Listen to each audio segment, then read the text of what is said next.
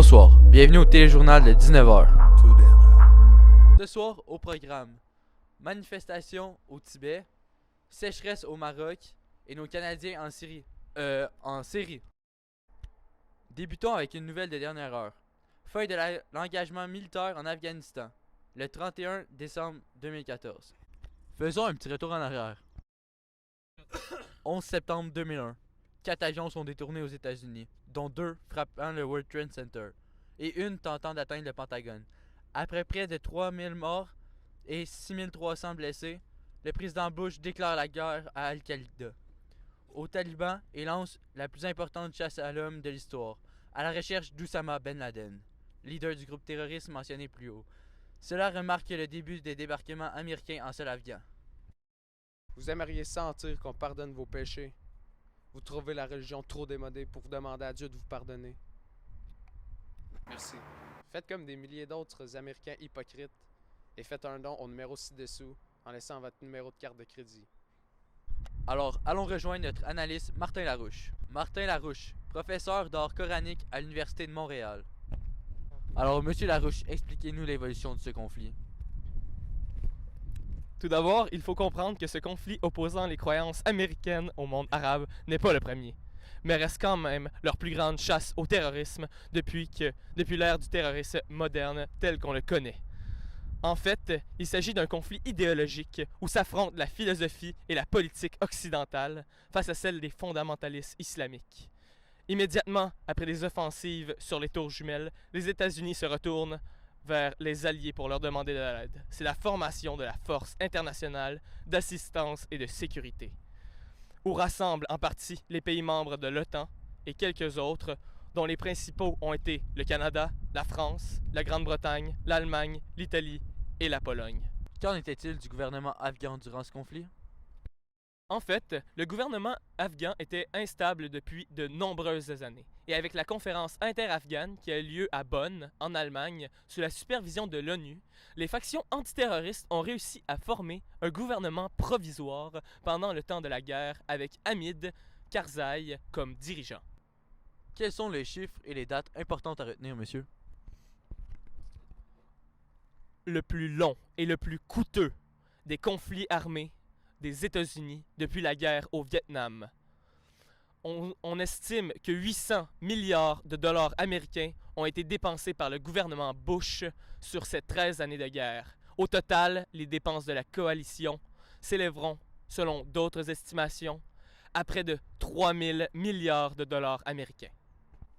Au niveau des dates, on se souviendra de 2011 où environ 140 000 soldats ont été déployés au sol, soit le plus grand déploiement militaire de la FIAS en période de guerre, et l'annonce de la mort d'Oussama Ben Laden au Pakistan. Également 2015, où la mission d'aide et de formation des troupes armées afghanes de 350 000 effectifs militaires par les 12 500 soldats de la coalition pour assurer le retour de la paix et le maintien de la sécurité nationale.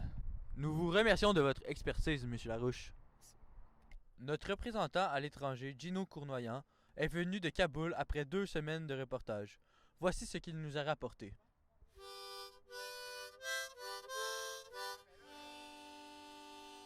« 3500 soldats de l'OTAN, 14 000 policiers et militaires et 17 000 civils. De lourdes et douloureuses pertes qui sont des souvenirs encore frais dans la mémoire populaire. Dans la région aussi, les bombardements se faisaient fréquents et la présence occidentale militaire se faisait ressentir dans toutes les communautés. J'ai été rencontrer un jeune homme qui a perdu sa famille lors d'une offensive aérienne qui a détruit sa maison. Dites-moi, jeune homme, comment s'est vécue cette guerre et invasion territoriale par les Américains?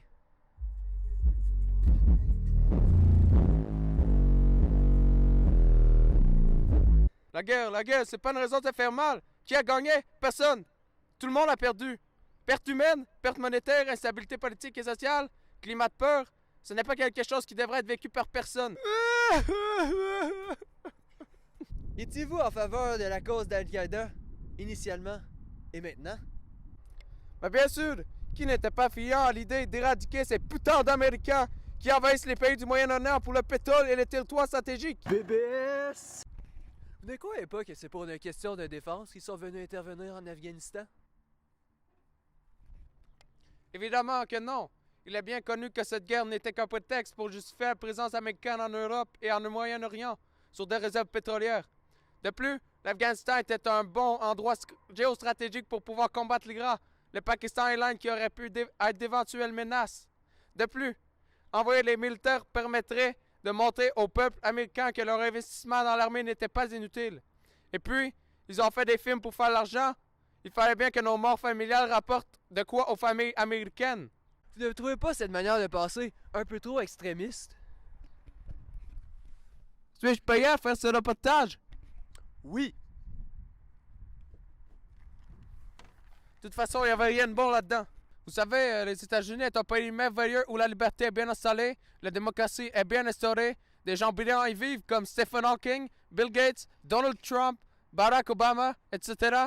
De plus, les droits de la femme sont respectés, pas comme ici même avec l'amélioration des conditions après le départ du régime taliban. Vous tenez tant à ces principes?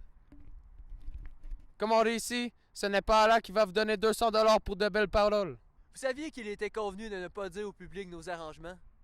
L'information devait être limitée et les témoins contrôlés. Superbe reportage, Monsieur Cournoyant. Maintenant qu'il est de retour au pays, il a rencontré un réfugié palestinien qui s'est senti concerné par cette guerre en Afghanistan. On le rejoint tout de suite. Bonjour, Monsieur Cournoyant. Est-ce que la connexion est bonne? Oui, excellente. Vous vous trouvez en ce moment avec un des rares réfugiés de la Palestine. Qu'en est-il?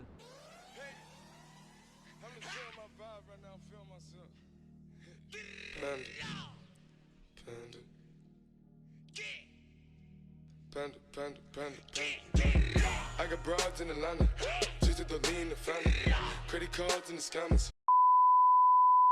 En effet, je m'apprêtais à poser des questions à M. Beaumois. Monsieur Beaumois, vous dites que ce conflit de la guerre d'Afghanistan vous rappelle votre propre conflit national, qui est le conflit israélo-palestinien. Comment associez-vous ces deux événements? Il faut d'abord comprendre que le monde arabe musulman a beaucoup été humilié depuis l'ère de la mondialisation, notamment avec la présence d'Israël au Liban, qui était une des motivations d'Oussama Ben Laden d'attaquer un symbole américain, supporter la cause juive.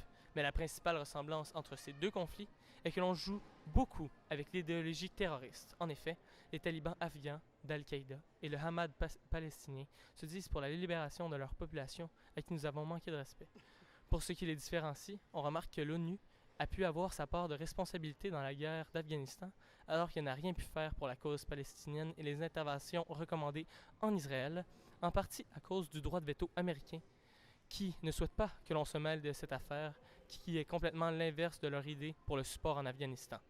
Bonjour à tous, ravi de vous retrouver après quelques semaines de vacances. J'ai choisi de vous présenter pour mon retour ma recette de pâte à pizza. Je vois que vous êtes un Palestinien éduqué. À tous ceux qui veulent réussir dans la vie, n'oubliez pas, Wikipédia est là.